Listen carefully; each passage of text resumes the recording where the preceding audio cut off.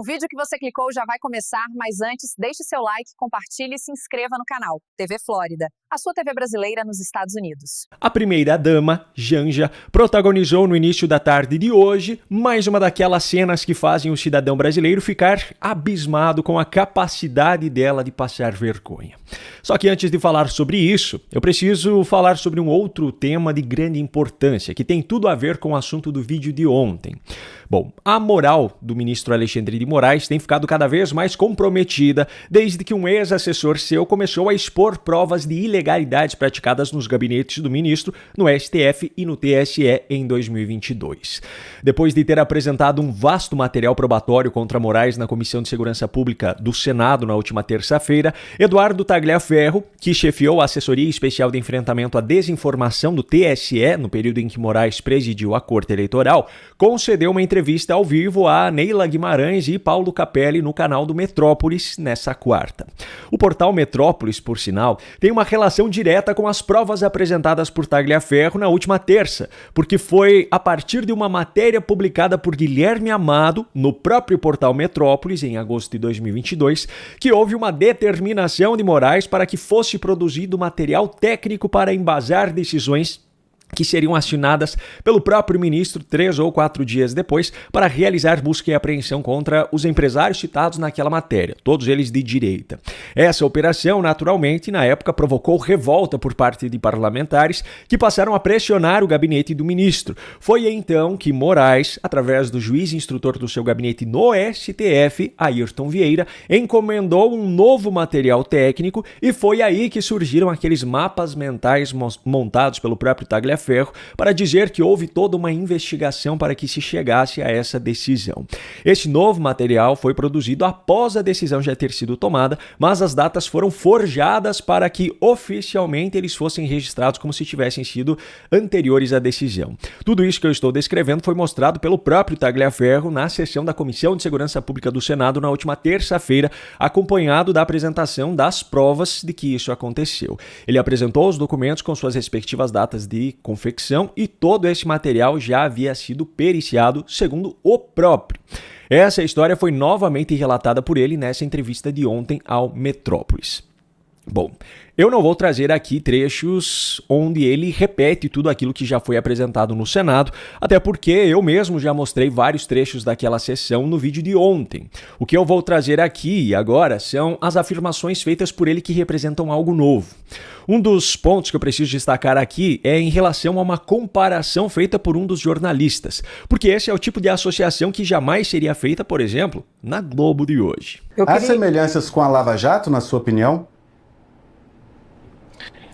As semelhanças são, inclusive, piores, né? Porque a Lava Jato não chegou a esse ponto tão escrachado de pedir por uma mensagem para mim, faz isso, faz aquilo, não. É pior que a Lava Jato. A Lava Jato ainda teve os seus cuidados. Por mais que se trate de algo que já vem sendo dito há muito tempo, não deixa de ser positivo o fato de que essa hipocrisia está sendo exposta em um dos veículos de imprensa mais acessados do país.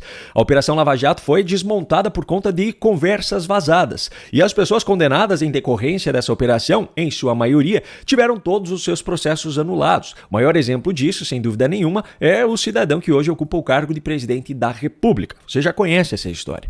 Em contrapartida, as conversas entre integrantes dos gabinetes de Moraes no STF e no TSE em 2022, que revelam ilegalidades praticadas que deveriam levar à anulação de tudo que decorreu dali, acabaram levando à abertura de um inquérito para apurar o vazamento das mensagens, e não o conteúdo delas. Eu sei que tudo isso é repetitivo, mas hoje, mais do que em qualquer outro momento da história, tem ficado claro o quanto faz sentido aquela famosa frase de Olavo de Carvalho: ou se prende os comunistas pelos crimes que eles cometeram, ou eles, fortalecidos, irão nos prender por crimes que não cometemos. Bom, outro ponto que eu preciso destacar aqui dessa entrevista é um exemplo prático de como o ministro Moraes tem feito jus a essa frase. Neila Guimarães pergunta a Tagliaferro se ele tem sofrido ameaças do ministro. Lembrando que Tagliaferro está morando fora do país. Veja só. Bom, diretamente ele não faz ameaça. A ameaça feita por Alexandre de Moraes é uma ameaça em modo processual. Se vocês fizerem uma análise, fizerem uma pesquisa, vocês vão perceber que o processo que mais anda, o processo mais veloz do país é o processo ao qual eu estou respondendo, né? Ele já teve aí 168, 170 movimentações em menos de um ano, descontando aí o período de recesso do judiciário, ou seja, uma movimentação a cada um dia e meio. Não existe no país, em qualquer vara, em qualquer tribunal, uma velocidade tão grande quanto essa. Em paralelo a isso, o caso das fraudes no INSS, por exemplo, parece andar na mesma velocidade em que o cidadão brasileiro consegue se aposentar nesse país. Agora, o ponto alto dessa entrevista de ontem ainda foi outro. Sabe aquele tipo de resposta que deixa mais claro do que nunca o que realmente acontece dentro do judiciário de um país? Pois é, veja o que Tagliaferro, ex-assessor de Alexandre de Moraes, respondeu a Paulo Capelli no Metrópolis. Permita-me fazer uma provocação aqui ao senhor em relação ao que o senhor afirma ter havido diversas irregularidades durante a sua atuação no TSE. Por que, quando no momento dessas situações, o senhor não denunciou? Para quem que eu vou denunciar, Capelli? Para Alexandre de Moraes? Ou para algum órgão abaixo? Corregedoria não seria passível? Instituição abaixo? Qual? Mas qual corregedoria? Da onde? Do Supremo Tribunal Federal? Me diz. Se fazendo o que eu estou fazendo, nada acontece. Na verdade, se eu fizesse algo desse tipo, hoje eu não estaria aqui denunciando, eu estaria morto. Então não tinha para quem denunciar. Porque mesmo denunciando, jogando na imprensa, falando de Senado, falando em Câmara, nada está mudando. Então esquece, não existe. Se isso fosse uma coisa efetiva que surtisse efeito, eu estaria no Brasil, não estaria na Itália. O que um cidadão pode fazer se quem pratica a ilegalidade é justamente quem ocupa o cargo mais poderoso dentro do judiciário? O que fazer quando quem pratica atos ilegais é a mesma pessoa que abre investigações, que conduz processos e que julga esses casos? O que fazer quando qualquer outra instituição a quem se poderia recorrer é obrigada a se submeter a uma simples canetada de quem está nesse cargo supremo?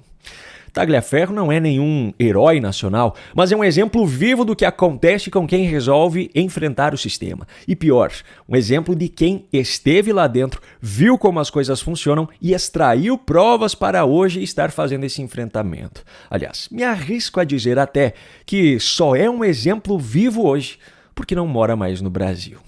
Bom, Tagliaferro afirmou também nessa entrevista que ainda tem muitas provas para trazer ao público e que está seguindo o mesmo modus operandi do próprio ministro, soltando provas com conta-gotas. Segundo ele, essa estratégia é para evitar que Moraes utilizasse os seus meios para descredibilizar todo esse material caso fosse disponibilizado todo de uma vez só. Aguardemos então os próximos capítulos dessa história. Agora, como eu falei lá no início do vídeo, eu preciso trazer aqui a nova vergonha protagonizada pela primeira-dama. Em um evento em Belo Horizonte hoje, o casal presidencial parecia que havia bebido alguma coisa antes de subir ao palco. Eu digo isso porque Lula também veio com uma história completamente desnecessária e sem sentido. Antigamente a gente dizia, mata a cobra e mostra o pau. Aí a gente consertou. A gente não mata a cobra e mostra o pau, a gente mostra a cobra morta.